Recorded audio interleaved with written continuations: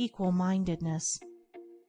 To be equally minded is to be peacefully minded, for a man cannot be said to have arrived at peace who allows his mind to be disturbed and thrown off the balance by occurrences.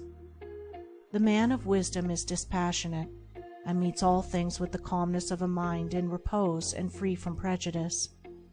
He is not a partisan, but having put away passion, and is always at peace with himself and the world, not taking sides nor defending himself, but sympathizing with all.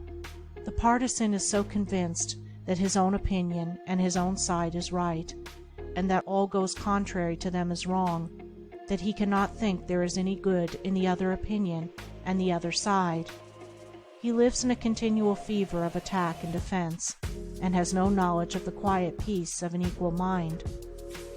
The equal-minded man watches himself in order to check and overcome even the appearance of passion and prejudice in his mind, and by so doing he develops sympathy for others, and comes to understand their position and particular state of mind. And as he comes to understand others, he perceives the folly of condemning them and opposing himself to them. Thus there grows up in his heart a divine charity which cannot be limited, but which is extended to all things that live and strive and suffer. When a man is under the sway of passion and prejudice, he is spiritually blind. Seeing nothing but good in his own side, and nothing but evil in another, he cannot see anything as it really is, not even his own side, and not understanding himself, he cannot understand the hearts of others, and thinks it is right that he should condemn them. Thus there grows up in his heart a dark hatred for those who refuse to see him and who condemn him in return. He becomes separated from his fellow man, and confines himself to a narrow torture chamber of his own making. Sweet and peaceful are the days of the equal-minded man, fruitful in good, and rich in manifold blessings.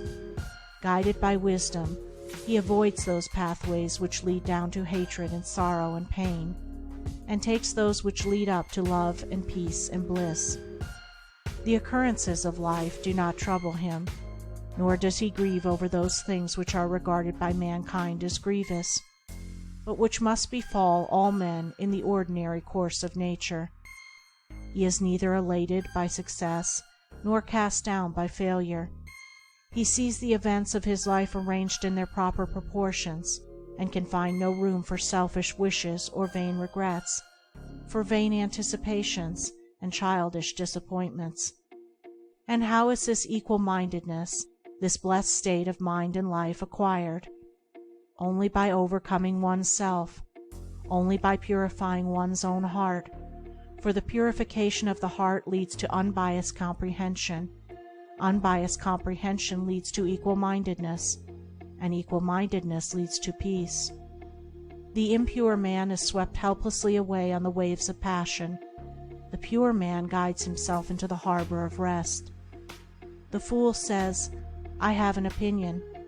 The wise man goes about his business.